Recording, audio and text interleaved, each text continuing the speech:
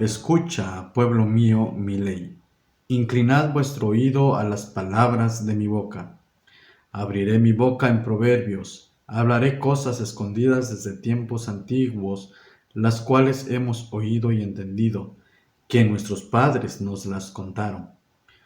No las encubriremos a sus hijos, contando a la generación venidera las alabanzas de Jehová y su potencia, y las maravillas que hizo. Él estableció el testimonio en Jacob y puso ley en Israel, la cual mandó a nuestros padres que la notificasen a sus hijos, para que lo sepa la generación venidera y los hijos que nacerán.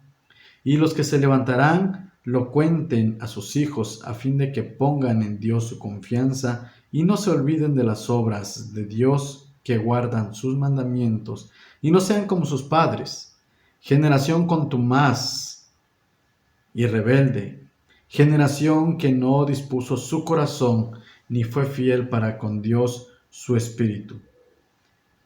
Salmos capítulo 78. Largo pero precioso este salmo. Comienza con la comisión de pasar las verdades acerca de Dios a la siguiente generación con un triple propósito. Pongan su esperanza en Él, no olviden su intervención y finalmente cumplan sus mandamientos. El salmista hace mucho énfasis en la importancia de explicar a las nuevas generaciones la intervención pasada de Dios en la historia. Para ello divide este salmo en varias partes, además de la introducción ya mencionada, y todas ellas están articuladas alrededor de los hechos poderosos de Dios en toda la historia de Israel. Se narran las plagas de Egipto y la poderosa liberación de parte del Señor. Se explica el éxodo con la intervención milagrosa de Dios, abriendo las aguas, sepultando bajo a ellas el ejército del faraón y cómo de forma fiel los guió, los alimentó y protegió a lo largo de toda la travesía del desierto.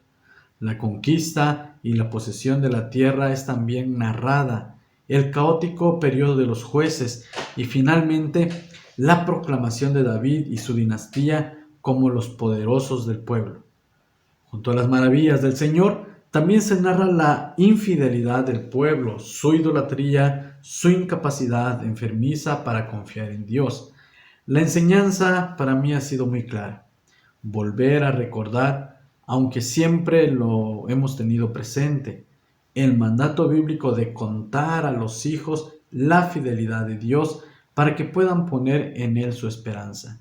Pasarles una historia viva, hablarles de cómo el Señor ha intervenido en mi vida, en la vida de las personas que nos rodean, y hablarles también de cómo Dios intervino y sigue interviniendo en la vida de ellos. En ocasiones ellos no lo verán o no sabrán reconocerlo.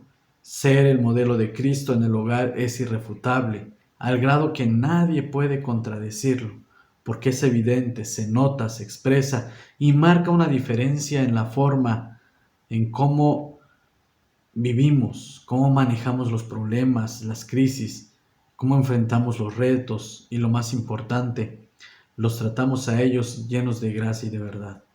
No podemos obligar a nuestros hijos a creer, pero sí tenemos la responsabilidad de dar testimonio, como historias vivas que somos, de que Dios les ama y desea que depositen en Él su confianza.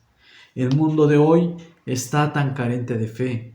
En las familias, en los colegios, en las universidades, ya no se habla de Dios.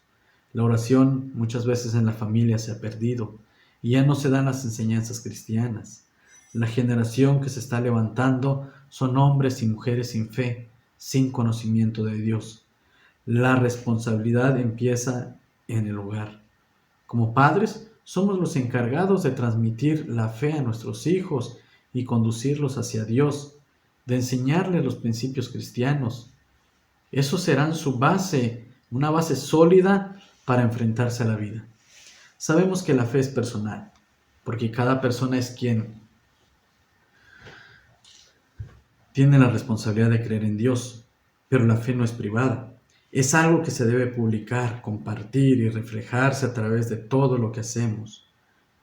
Debe mostrarse con nuestro testimonio y nuestro ejemplo. Esta generación necesita la palabra de Dios. Es el mejor legado que podemos dejarles. Este pasaje aparece en la palabra de Dios como una advertencia para que no cometamos los mismos errores del pueblo de Dios que fue infiel a Él. Dios ordenó que sus leyes y sus hechos poderosos se transmitieran de padres a hijos, de generación en generación, para que no se olvidaran de Él. Por eso es tan importante la educación cristiana.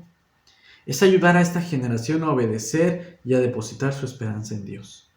Evitar que se olviden de Él y que repitan los mismos errores de sus antepasados. Es importante que aprendan a confiar y a descansar en todas las promesas dadas por Dios en su palabra.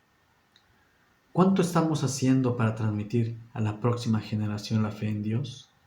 Recuerden, hermanos, que lo sepa la generación venidera. Amén.